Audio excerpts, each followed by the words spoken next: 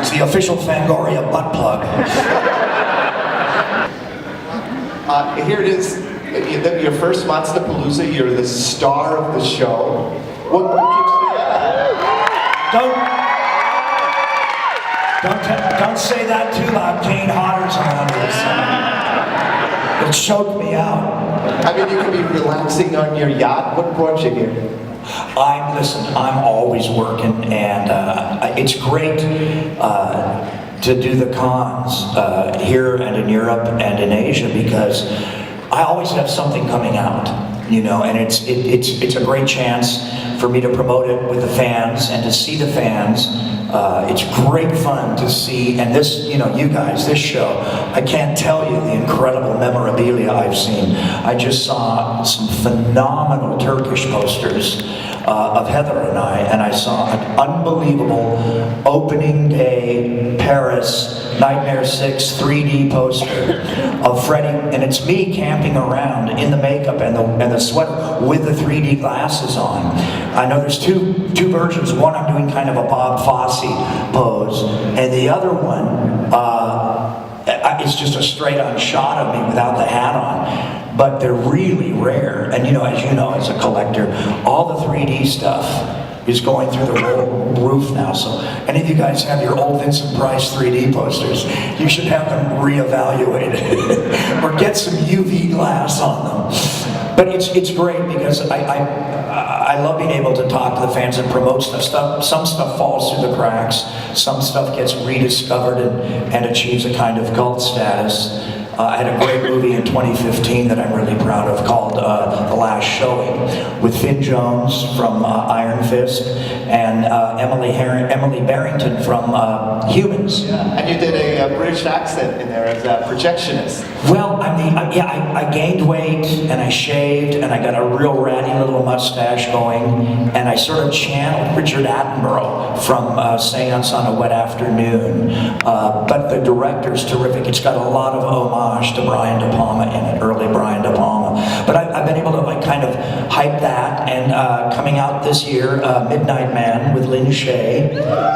Yeah, directed by a wonderfully talented guy who was my art director on Behind the Mask, The Rise of Leslie Vernon. So I have high hopes for that. You're going to get to see a peek at Night World. I'm going to watch it with you.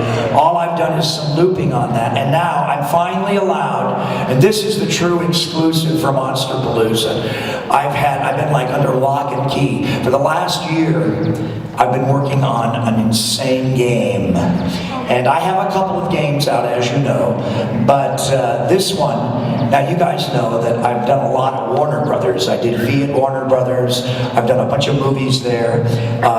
Never in my life, Tony, and Tony appreciates this, he's going to appreciate this, never in my life have I had a better parking space than for this game. And so I get the best parking spot on the lot. But anyway, it's Injustice 2, I'm the Scarecrow. And I take on the entire DC universe. Come on, Supergirl, you little bitch.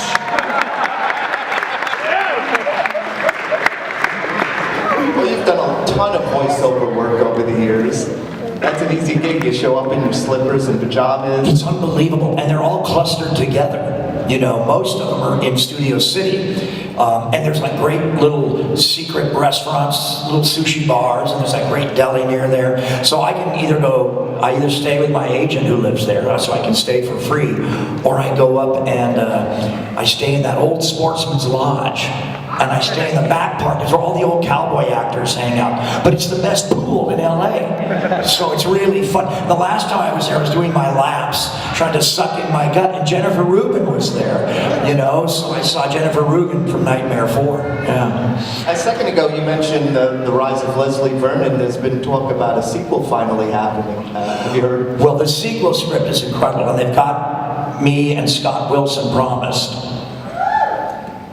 They've got myself and Scott Wilson promised and Angela Goethals, who I think is still in Westwood right now doing Long Day's Journey into Night on stage, Angela, and Nathan Basil, obviously.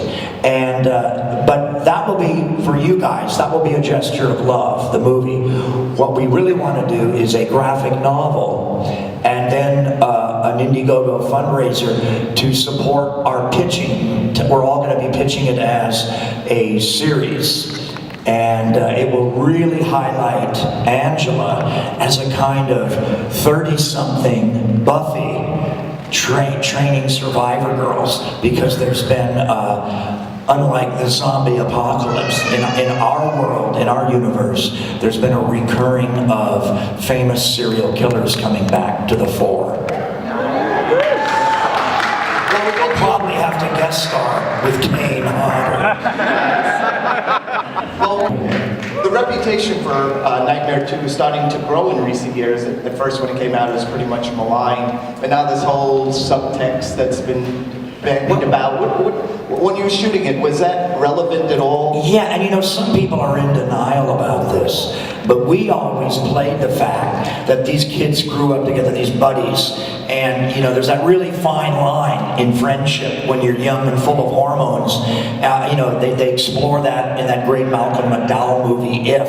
But Freddy is messing with Jesse's head. You know, Freddy's messing with Jesse's head and the boys, and he's manipulating them a little bit. And you know, back in the day, there were people doing thesis papers at some of the biggest universities, and they were calling, you know, that they were saying that's some of the first gay horror ever done on film. And there had been that one with Susan Sarandon and Catherine Deneuve, The Hunger. But we were playing with that, yeah. I mean, it wasn't like discussed a lot, but I mean, I remember talking about that with Mark, and I remember talking about it with Kim. And you know, I think Jack and the writer, there were so many other elements that they were concentrated on. They weren't really flying that flag, but they knew we were hitting that as one of the levels of the script. Because there's like, obviously Bob Shea does a cameo in it as an S&M bartender. And there's a, you know, full bondage scene, you know, in the shower. I mean, come on, guys. When you were making Dream Warriors, did you have a feeling that this was going to take Freddy up to the next level, that, you know, mainstream icon? Here's what I remember most about Dream Warriors. Rodney Eastman and one of the other actors, they fell incredibly head over heels in love with Patricia Arquette. And it was like, I felt like Cyrano de Bergerac. They were literally having me check their love letters to her. They were, and it was crazy. You know, they were, and so I remember that. And then I believe Priscilla Pointer worked in that film, in the clinic. And I had seen Priscilla Pointer, Amy Irving, Carrie's mother, on stage in New York as a young actor. And I had a huge crush on Amy Irving's mother, you know, who later married Steven Spielberg, Amy Irving. But I was like, so it was very awkward for me, because she was there with her husband all the time on the set. And I kept wanting to tell her, oh man, I saw you in Play Strindberg at Lincoln Center. Oh my gosh, you know, I had such a crush on you. But so I was like dealing with that, and also all the kids that were falling in love with Patricia. But I did come up with probably the most famous line of the franchise in that movie. They had written an awkward line, something like, gee Jennifer, now you're in the big time, or something like that. And I kind of switched it around and made it fit in Freddy's mouth, and it became, welcome to prime time, biatch. Let's show the clip from that. Yeah, we have that scene. That's one of the all-time best kills. We'll play that for you now. Silly thing to ask you, but how many of what did they have to kill? I'll say that because I love animals and I've seen animal shelters. I bought it already red, there's black in it, so I didn't know what it was. Probably from an artificial bird. Did you go to any kind of acting school? Not in the beginning. I started a talk show, you know. But when a young actress says, how do you succeed in this business, you don't always say you have to study. I think you should study, work, and then maybe you can make it. Can I ask you something? Certainly. Who in the fuck would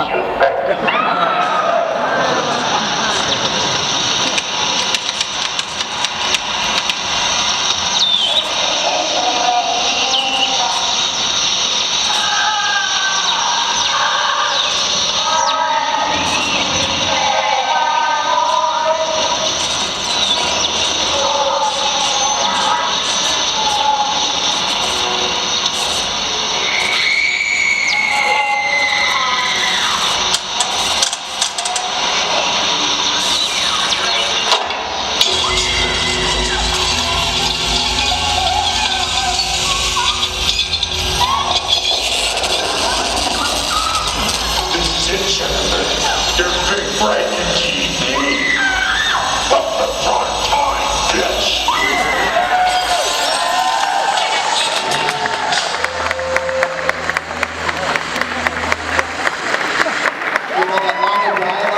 I mean, in that scene alone, there's more pop culture going on. You've got Larry Fishburne, The Matrix, right? You've got Zsa Zsa Gabor and Dick Cavett and Freddy Krueger all in one scene. So we were really doing some early cultural mashup. You know, my writer was on the set when you shot the scene with Zsa Zsa Gabor where Freddy says, "Who gives a fuck what you think, Zsa Zsa?" And we ran that line of dialogue in the magazine. We printed it, and we generally never use the F word in the magazine, but Freddy said it, so we thought it was okay. Some little kid in Arkansas read that line in the magazine and was running around the kitchen saying that. "Who gives a fuck what you think, Zsa Zsa?" The guy's mother called the police, and they called the newsstand, and we got thrown off newsstands because of that. Thanks, Robert. Well, you know, it's so funny because Zsa Zsa is a kind of icon, and Cavett certainly was. She had no idea who Freddy Krueger was. What night, she didn't know what she was in for. She really thought, with her ego, that it was all about her and Dick Cavett. And she was so happy to be on this Dick Cavett show in a movie. She had no idea that this guy with a claw was going to, like, vivisect her. Well, you know, with your history, how do you feel about the changes that the industry has gone through? Well, we just love that sequence, right? We just saw the Welcome to Primetime bitch sequence. That's all real. There's no CGI in that. Those arms are real. That's a stunt girl doubling the actress, so she won't get hurt. That girl went home black and blue, but everything you saw in that was real. You know, and I love CGI. And I love the use of CGI, but I like it when it's subtle, and I like it when it's blended in. You know, I think what happens when everything is CGI is you watch the movie with a little more of a distance from the screen because it looks a little more like a cartoon. And I think some stories that serves well. I think that's one of the great reasons that we'd embrace those game-changing movies, Guardians of the Galaxy and Deadpool, so much. Because they were having so much fun, and we could look at them a little bit like a cartoon or a graphic novel, which source material on both of them. But yeah, I think that's the big change. But I'm still seeing great stuff all the time. You know, you can follow my tweets. I every week on demand, you know, I go into the horror section and look at all the trailers. And I don't just watch horror, but I'm kind of, you know, au courant with that stuff. And if you haven't seen The Witch, if you haven't seen Split, if you haven't seen Get Out, if you haven't seen Bone Tomahawk, whoa, we're still coming up. We're still making some great stuff. You talked about how the industry has gotten so high-tech in recent years, starting with Freddy's Dead. It started to slowly get into, you know, of course, 3D. And that film also includes, I think, what was your favorite kill from all the Nightmare movies. Maybe we'll play He's here. He's here somewhere, yeah. So maybe we'll play the Ricky scene Dean from Logan. Freddy's Dead. I think this is your favorite kill.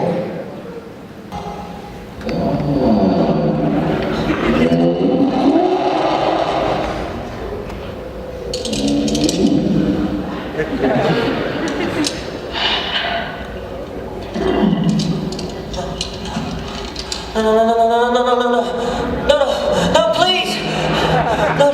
No!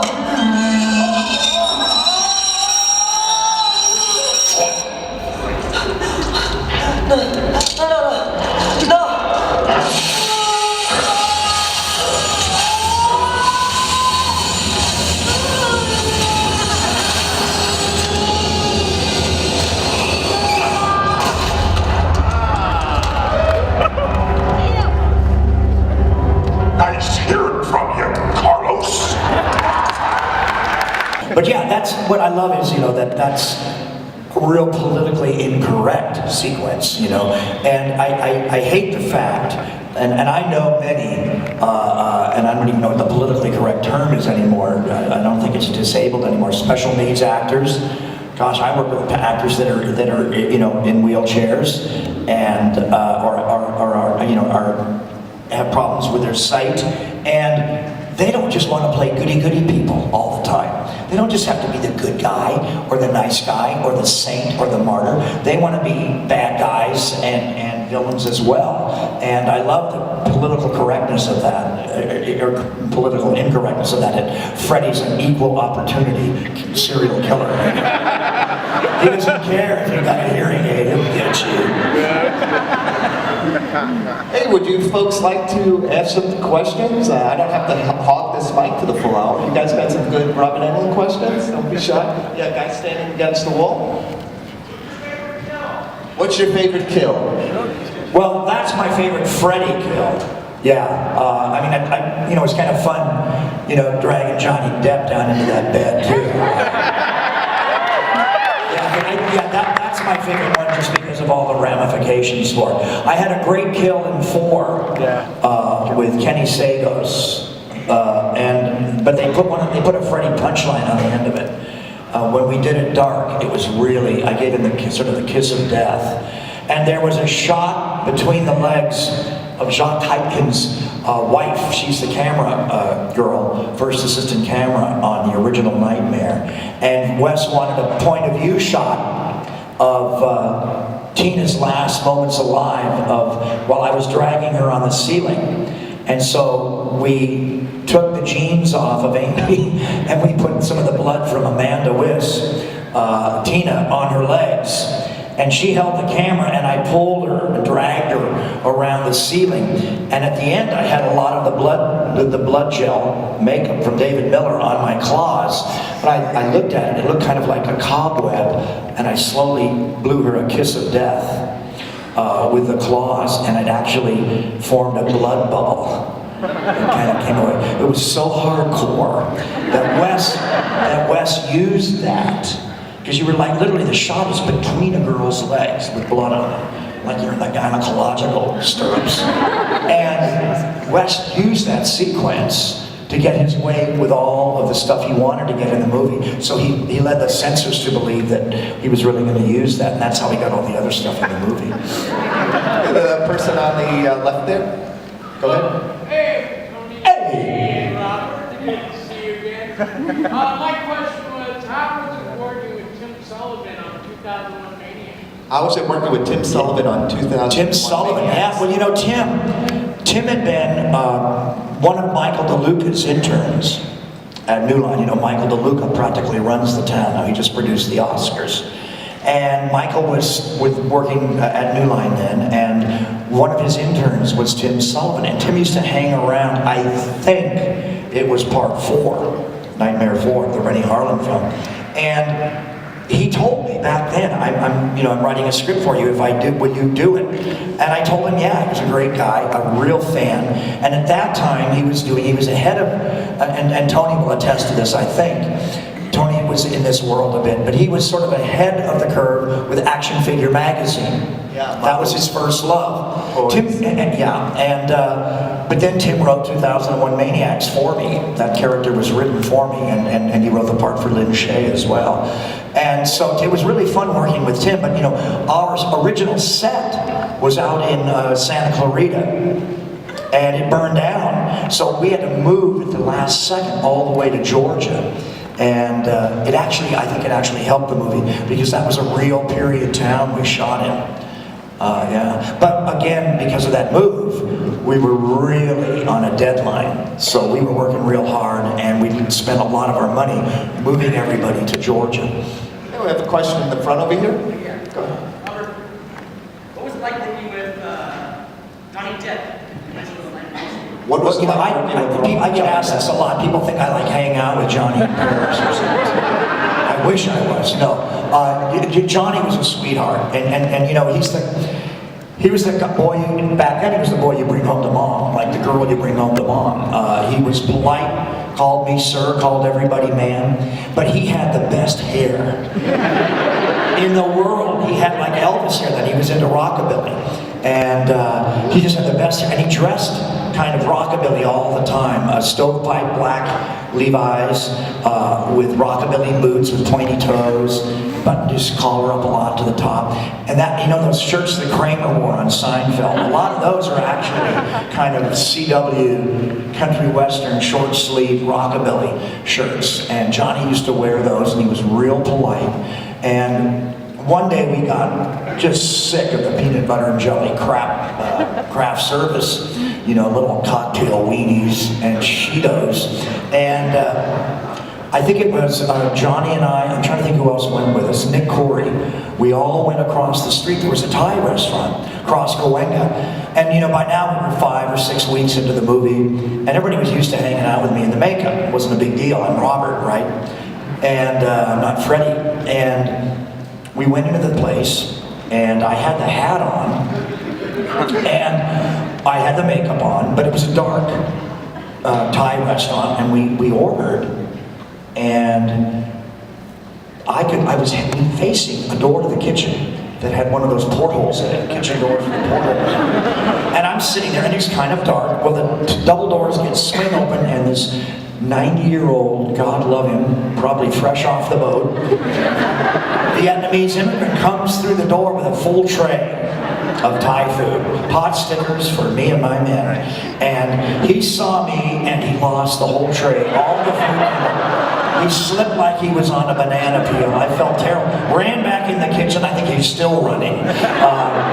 But that was a real big lesson to me, that I have to be careful of messing around in the makeup, you know, because people just aren't prepared for it, and you can cause a heart attack.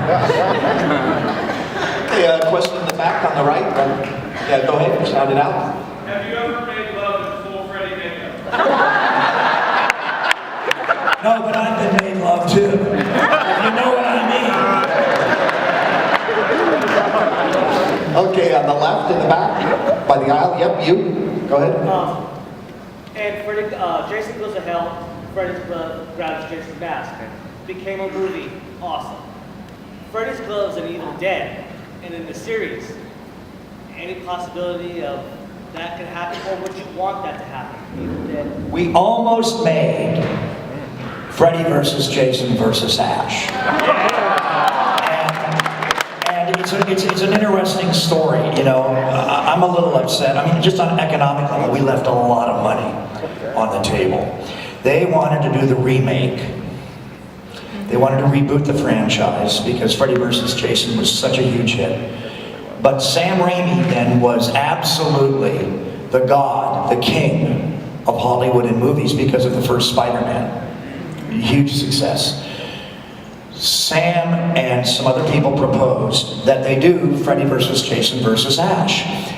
Bob Shea and New Line didn't want to yet. They knew I think they were going to sell to Time Warner and give the franchises that they owned, Friday the 13th, Texas Chainsaw Massacre, and the Nightmare franchise off to Michael Bay and Platinum Dunes to reboot them. And well, they have done that with various success. Not all works, but some of them are okay. Some of them are good. But the real kibosh was that they wanted Ash to win. Sam wanted Ash to win, which I thought was a great idea. New Line didn't want Freddy to lose again, as if they couldn't resurrect me, right? Freddy Krueger. I think on one of the movies I got resurrected by dog piss. But anyway, they didn't want me to lose twice in a row. But I could just imagine the poster. Imagine Bruce Campbell in his 40s with his shirt unbuttoned and 300 spray painted abs, right? And me and Kane Hodder in a headlock, right? And I could just see the byline on the poster. You know, Freddy versus Jason versus Ash. Keeping the world safe from sequels. All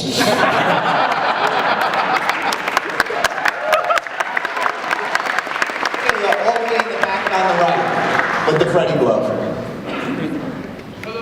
Hello. Be careful when you go to the bathroom. You can change your religion with that. Can you share with all of us your favorite memory with Wes Craven, and are you 100% sure that you've hung up the glove for good? So I'm doing a great series that some of you may remember called Nightmare Cafe. And an unfortunate title. It was originally called The Terminal Bar. And we were Purgatory, and it was with the wonderful actor Jack Coleman from Heroes, and Lindsay Frost and I. And then every week, phenomenal guest stars. It was an anthology. And we were sort of this place on the way to heaven or hell. And you'd come to this cafe, and you'd get to make something right in your life. And on your way up or on your way down. And just remarkable actors worked on that show. Angela Bassett. Anyway, I fell in love with Vancouver, and I was like living right up the street by the beautiful park up there that's as good as Central Park, Stanley Park.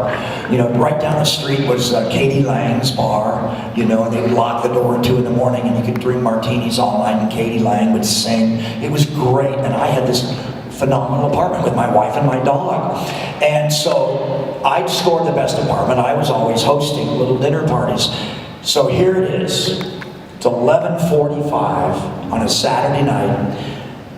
Jack Coleman, who's what, 6'5" and 6'4", Wes Craven, who's 6'4", 6'5", on my couch with their big long legs. My wife and I, we've all been drinking.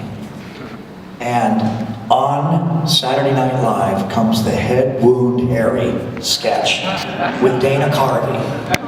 And this is the darkest, most phenomenal sketch ever, Head Wound, making fun of head wounds.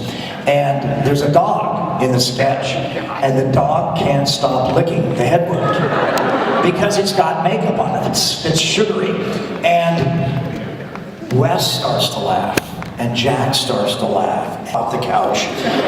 And I think part of Wes's genius, because Wes had an IQ of about 190, part of Wes's genius, besides being a double threat writer-director, was that Wes kept the 14-year-old boy alive in him, always. And I got to see it that night. He finally decided that he wasn't just my boss, he wasn't just my Dr. Frankenstein. He let me see that part of it. He let me see a grown 6'4" man giggle like a little girl.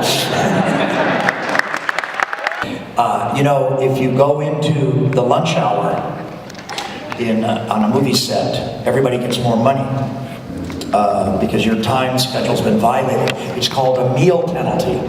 It's like a forced call when you don't have 8 hours to sleep. And so we were doing that sequence, and there is a snake in that movie, an albino snake.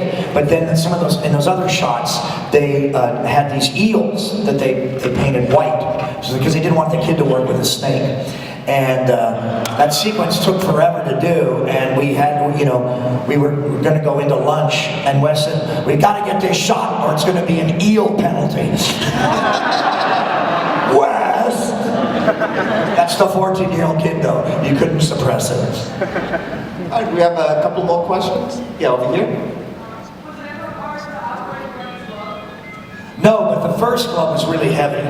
And so, about halfway through the day, instead of I was trying to stand like Jimmy Cagney, you know, you dirty rat. And after a while, I started standing like this. And I caught myself in the mirror one day. And I said, "What's that remind me of?" And I went, "Oh yeah, a gunfighter. That's kind of cool." So I started to work it. As an actor, I just worked it, and so that's where I got Freddy's posture, from the glove. But we had lots of different ones. We had hard rubber ones for fight scenes. We had one with mylar blades that catches the light, really cool. The original glove was given to me by Wes for pickup shots on Nightmare 2 in a little MTV stage on Santa Monica Boulevard in Hollywood. And I went to work, and there was this huge rumor from you guys about industrial espionage, because they were like the weather vane of popular culture. They knew that this franchise had become even more iconic than we realized, and they sent guys pretended to be crew members on the pickup shot day in this little studio in Santa Monica Boulevard, and they wore tool belts and everything. They were there to get the glove. And we heard about this. Kevin Yeager told me this. So I stole the real glove. I just took it. I didn't know Wes. It came from Wes. I know it now. But I stole it that day. And there was a couple of doubles. I stole the original glove. So I'm busy being Willie from V and going to film festivals in Paris and getting awards for science fiction shows. And so I stuffed it and I outlined it in red and green neon, and I floated it in a plexiglass box and gave it to my agent. He won't give it back. Okay, do we have another question? Yeah, right in the front here. Did you even get the offer to do the new Nightmare that they remade? No, you see, they want to reboot the entire franchise, Platinum Dunes. And I mean, I've heard rumors they wanted to combine 3 and 4 because it's an overlapping cast. But I could have done one more, or there was a great prequel script floating around that you may know about. What's the Well, you still could do, Freddie. Who's that? Seriously, John McNaughton, the director of Henry Portrait of a Serial Killer, Michael Rooker, phenomenal performance. There was a script going around, a prequel, that I really wanted to do, that I'd heard about, Krueger, The First Kills. And the stars of it were the lawyers that get Freddy out of jail. Kind of like Breaking Bad creeps, you know? And I really wanted to do that, dye my hair red, you know, lose a couple pounds. I think I could have pulled it off. But I can't do 6 more movies or 7 more movies in the franchise. I'm getting too old. Even now, if I have to do stunts, I can't get out of bed the next day. I'm like a football player on Monday morning. And because you have to do the stunt from all those different angles. I can do it once, but I can't, you know, it kicks my ass now. And they need an actor that could do them all, see, because they want a new audience, a younger audience, to, you know, fall in love with a new actor that they can bring through the reboot of the entire franchise and take advantage, which Hollywood does, but we all know it. Let's not pretend we don't. That Hollywood remakes everything, and they want to use the new technologies. I mean, there are people that you know, that I love. I can't get them to see a black and white movie, and there's some great black and white movies out there. You know, oh, these kids today. But you know what I'm saying? It's just the way it is. So I understand that. I'm a Hollywood kid, and I understand that's part of the game. So. I mean, you know, you understand that the movies that our parents and grandparents watched, every single one of them's a remake. They were all silent films, and they remade them as talkies. And then half of the black and white movies got remade for color. So this will always happen. Yeah. But even if there's no Freddy... I think if I come back, it's going to be Freddy versus Viagra. Even if there's no Freddy in your future, there is some exciting horror films coming out that you're involved with, and we have the trailer for one of those now. Now, I've never seen this, so I'm with you guys now. I get to see this. This is one of my several films coming out. This one I shot over in Europe. Yeah, we're going to play you the trailer, then we're going to show you an exclusive, never-before scene of Robert from Night World. So let's check it out. This is my contemporary Van Helsing character. I'm blind. I should go to Sofia. It's an amazing city, and your background, you're a perfect fit for the game. We've been expecting you, Mr. Anderson. What kind of business do you guys run out of this place other than 4 apartments and a 3-story building? What do you keep back there? King Kong?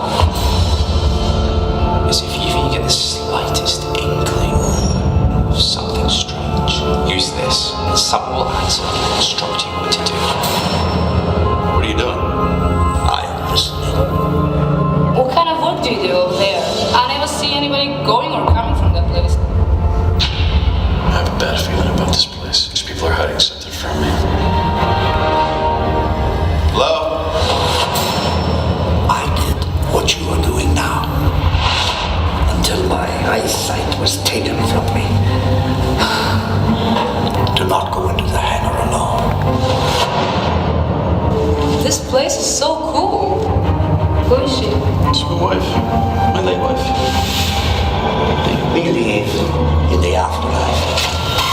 This building held the power to bring them back. You're not real. You can't be real. It's me. You're Anna. If you do not do as I ask, everything you know, everything you love, will end.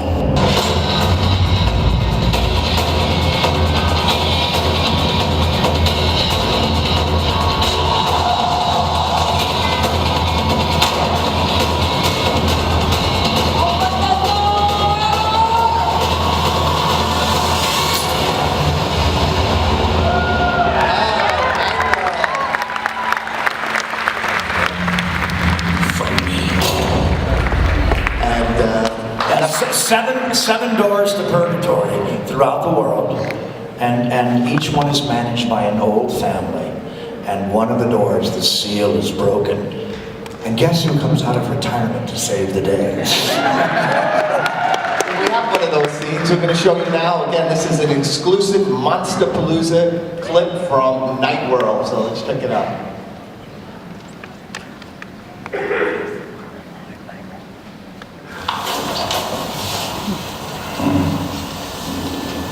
What's this about? I shall require you to accompany me to the penthouse. There's no one there, Jacob. In fact, we're the only people in the entire building. I checked all of the apartments that Martin and Gordon said people were living in, and there was no one there. They're empty. Why are they empty, Jacob? What is it that got Martin and Gordon so spooked out earlier today? If you come with me, I shall explain everything.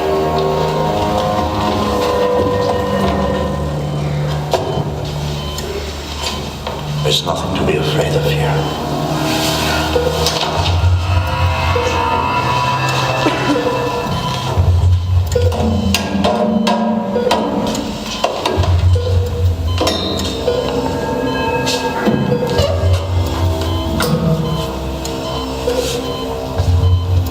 He is dying. Jacob, who is this man? Zahari. His name is Zahari.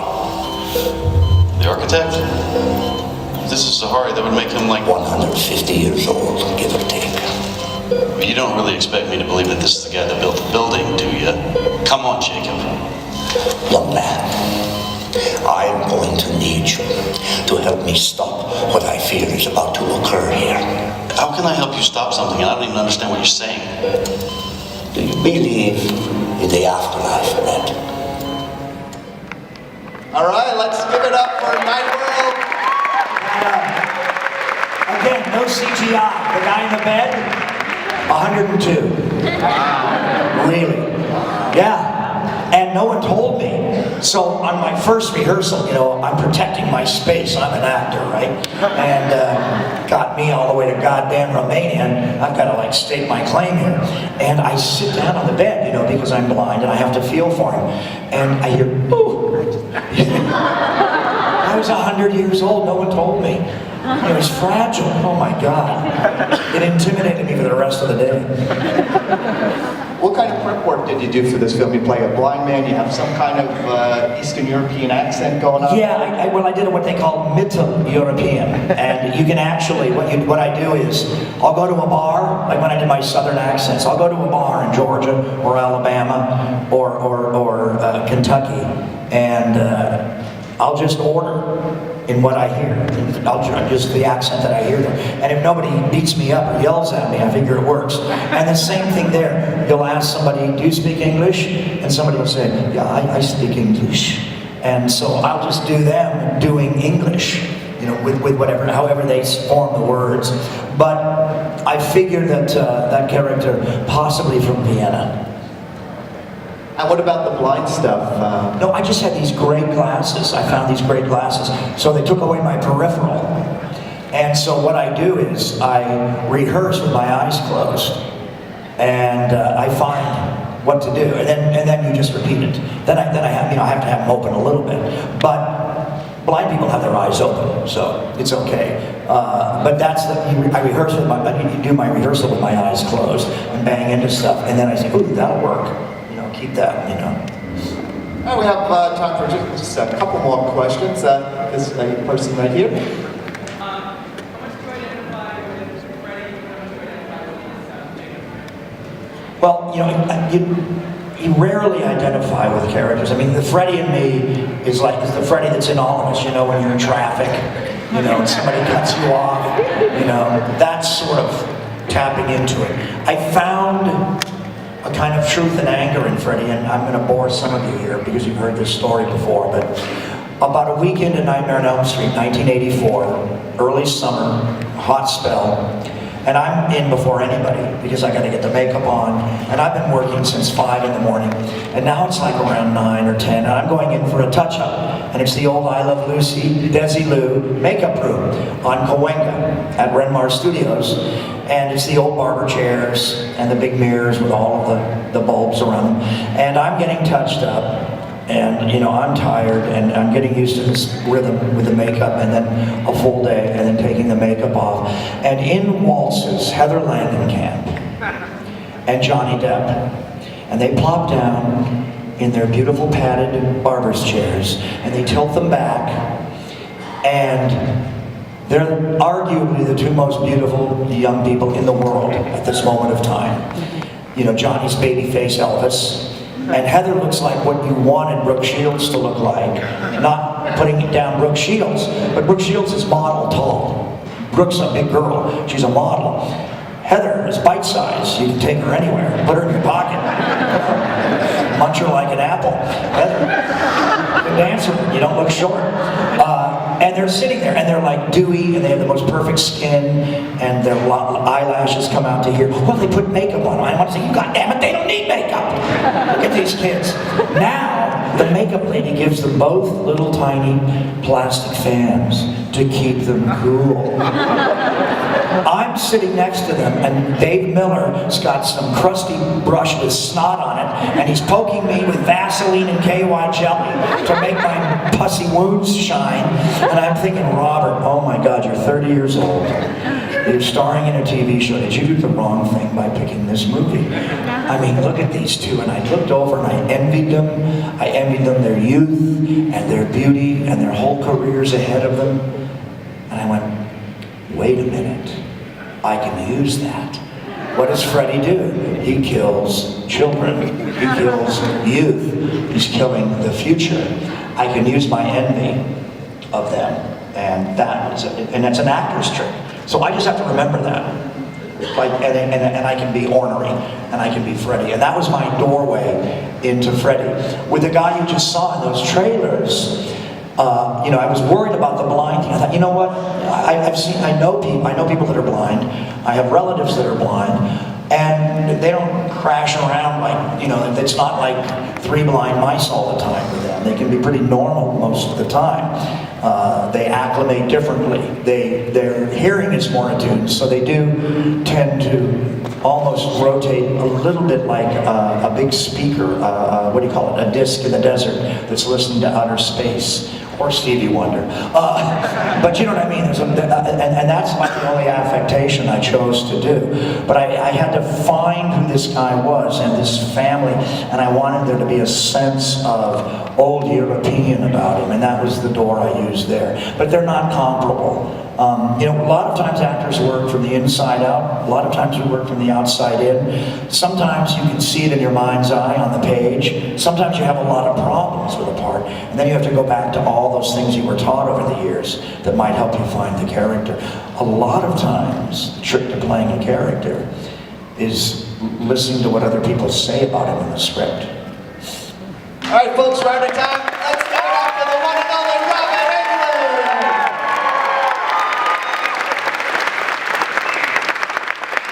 Thank you, Tony. Thank you, everybody. Watch for Night World. Watch for many, many more movies coming from Robert. He's got a lot of work to do. Oh, yeah? And